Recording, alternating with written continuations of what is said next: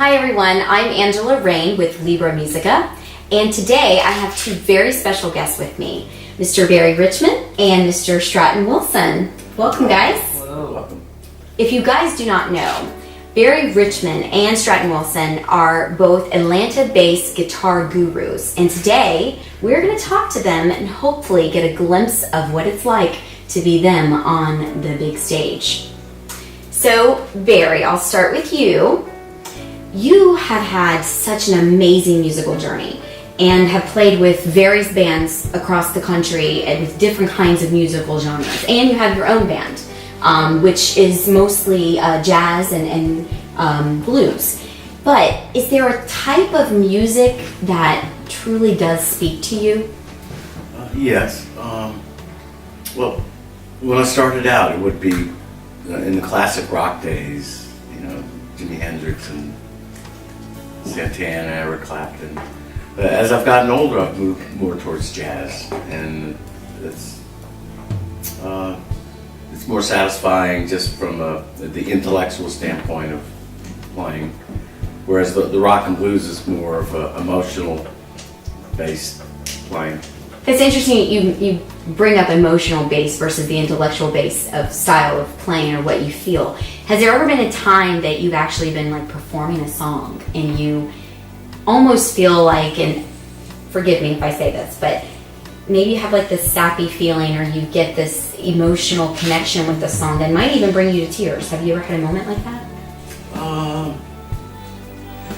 Probably, after relationships have gone bad and break up, sometimes I'll be on stage and actually connect the song to a moment with my ex, and that'll be very emotional. So it's tying it with those relationships with people that tie back to the song. Yes, and being a musician, that's kind of a cool thing because it's a good way to get those emotions out, is to be able to channel it into the music. Yeah, absolutely. Well, thank you. Stratton, it's interesting, we talk with Barry about the kind of music that connects with him, and you're coming up in a day where there's so much musical diversity. Different genres are popping up every day. Some I can't even pronounce or don't even know what they are. But you have chosen to also start, like Barry has, in the classical, or not classical, but the classic rock area. Why that musical genre?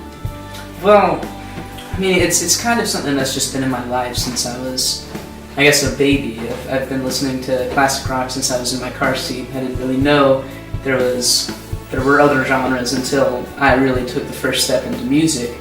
But what some people don't know is the reason that I'm associated mostly with classic rock is because that's what I play. Well, that's what I play live. But what's going on behind the scenes is a good mix of me playing and listening to singer-songwriter or blues like him, and that's really where I'm at musically, and I'm always balancing my music life with going to school, keeping up my grades, so that's why I'm associated with the classic rock genre, because that's just what I play live. So you play live. But little birdie told me that you also have a special connection and excitement for Run DMC. Okay, what is that about? Well, really, to me, what music is I don't want to prescribe to one single genre.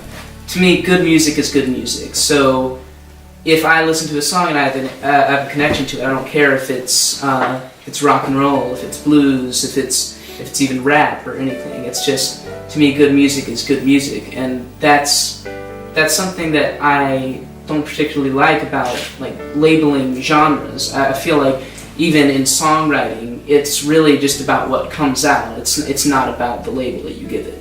Yeah, that's perfect. Is there a certain type of artist though that inspires you? Well, as a guitarist, I'd say it's the four main guys. I'd say Eddie Van Halen, Slash, John Mayer, and Stevie Ray Vaughan.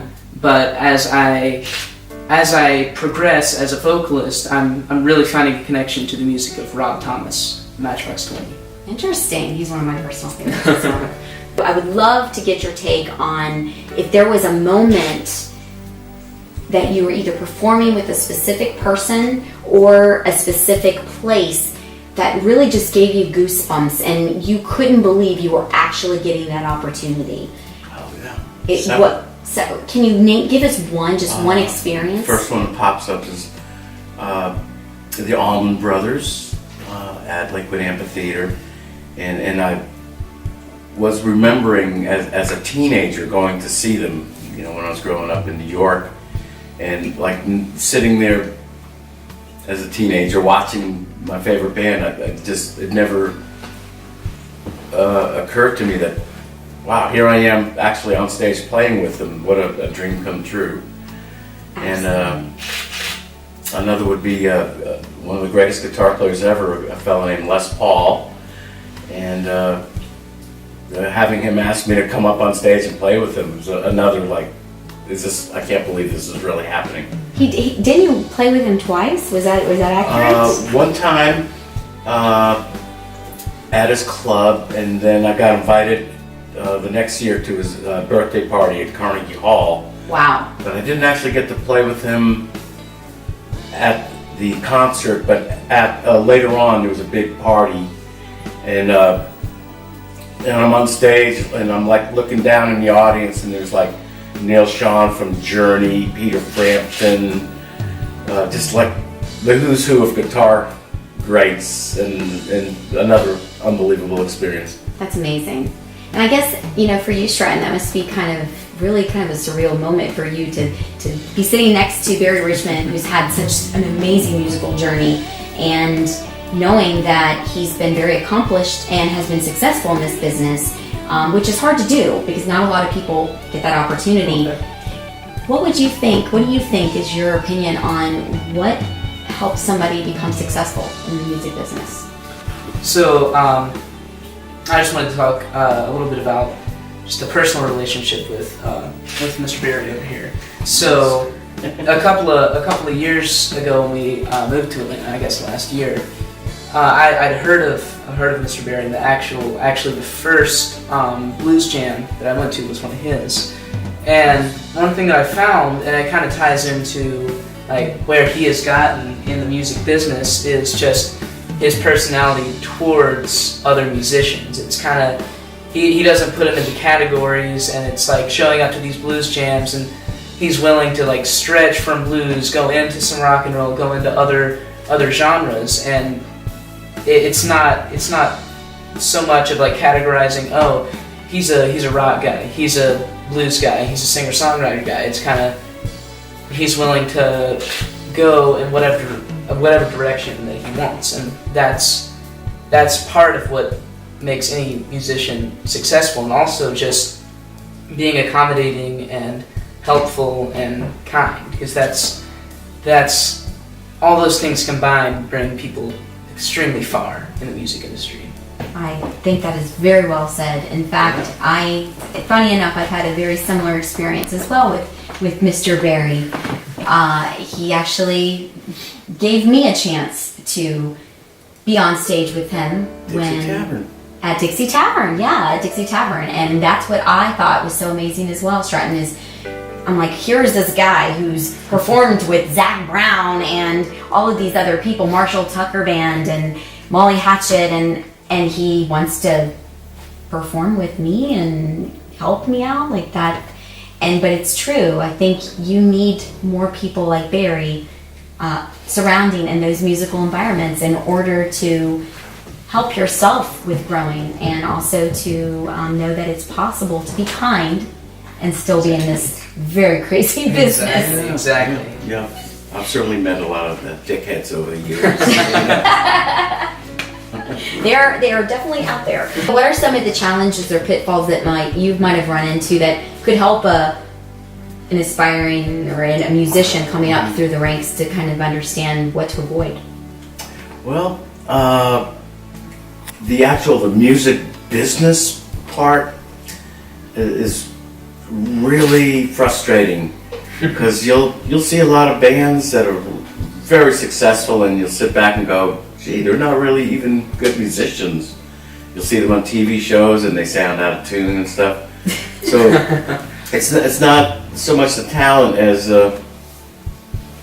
being able to market it and you know, like for every really successful band, there's a whole team of people working behind the scenes to get them there.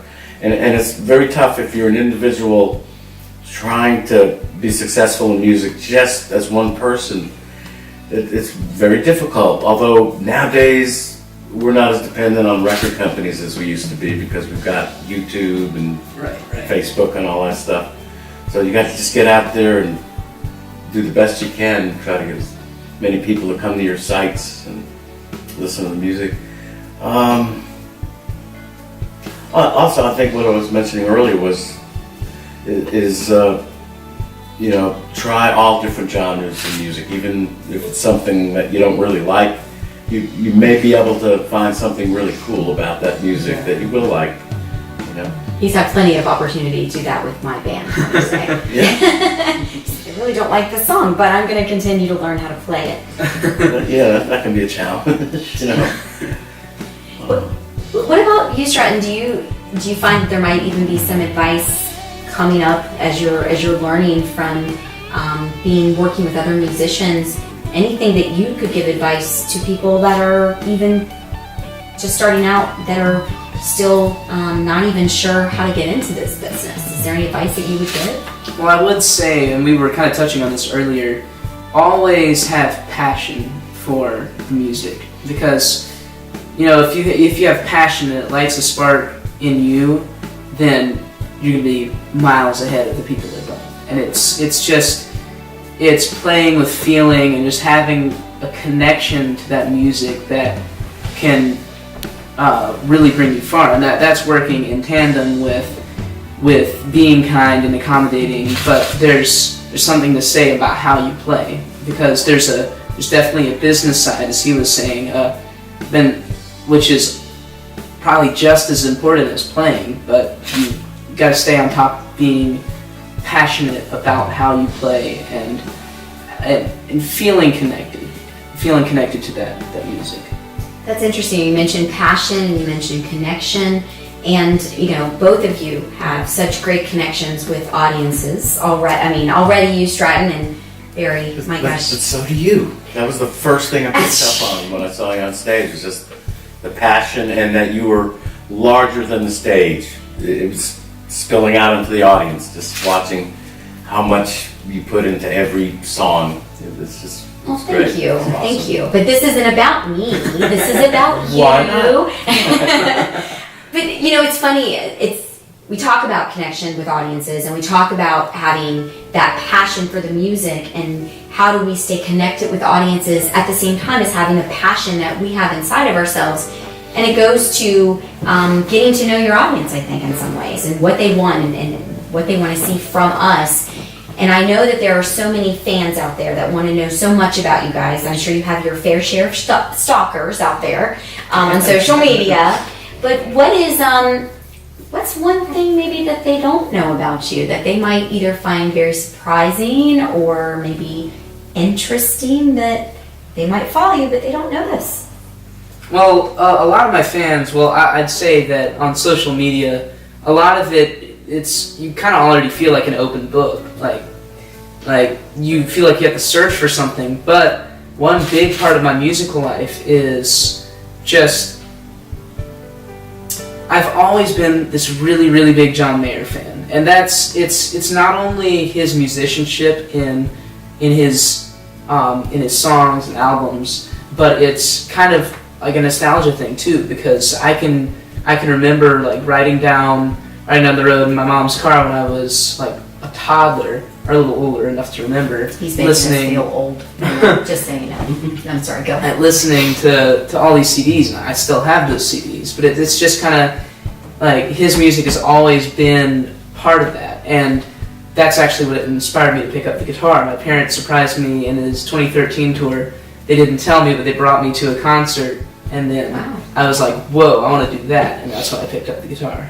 Good for you. That's amazing. And those are the moments too, I think, when you you see in someone that inspires you, that you then build a connection and say, I want that Right. opportunity as well. It blew my mind. Like, he was doing all these things, like he was playing behind his back and just, like, taking like 3-minute blues solos in the middle of like all this like kind of acoustic pop music, and I'm just sitting there going, it's like, and people are just screaming, and I'm like sitting there going, wow, that's what I would do. Good for you. That's great. Okay, Barry, you're up. Yeah, one thing people may not know about me is that I'm really good with the microwave oven. And what comes out of it? Yeah. But I'm a collector of things, vintage albums, vintage guitars, amplifiers, pedals, vintage clothing, everything old. I like all kinds of old stuff, but except women, I like them young. We will edit that out later. Who Just are you kidding. talking to? Actually, I do know that about you because I had the wonderful opportunity to actually visit your home, and Oh. I got an opportunity to see all of your Yeah. beautiful vintage stuff that he has collected. I mean, it is wonderful. Well, first of all, the fact that you actually have a shirt closet, which is awesome. And all of the shirts match guitars, so if you don't know that, you gotta go out and look at his website because he's got a shirt for every guitar that he collects. How many guitars have you collected actually? About 35 now. That is amazing. And what's kind of the date range of all of the guitars that you've collected? From early 50s to mid 60s, and then I have a few that are more newer than that. Is there a reason that you started collecting them? What's the reason? Yeah, I guess when I was growing up, I used to just stare into the Gibson and Fender catalogs and just drool over these guitars that I never could afford. You know, growing up, probably for the first 10 years that I played guitar, I only had one guitar. So as I started, working and making a living, I was able to start buying the guitars that I always wished I had when I was a kid. What was your first guitar that you had? What was it? Oh God! My uncle owned a music store, and he gave me a guitar that somebody had put a Fender decal up on the headstock. So I thought I had a Fender, but it was like this piece of crap Japanese guitar that's like falling apart. But it said Fender on it. But it said Fender. It was it's a joke. and eventually I got a Gibson. Awesome. What about you, Stratton? What kind of guitar do you have right now that you play, that you like to play? Well, I figured out that the guitars are really like tools, so I have different ones for different things, and I'll kind of go 1 month, I'll be like, this is my favorite guitar, and the next one I'll be like, this is my favorite guitar. But at this point, I have a Charvel San Dimas that my parents surprised me for a birthday present 1 year, and it was just like it was at a show. I was guesting for a birthday show, and then I go backstage after I'm done, and it's got this like beautiful Charvel guitar with a red ribbon on it, and then Wow. I've probably played that thing more than any other guitar. It's definitely my favorite. So you have your favorites. Yes, ma'am. Do you have your favorites, Barry? I love them all. Do you Although really? if a guitar's staying in tune, then it becomes a favorite that night. But no, they're all.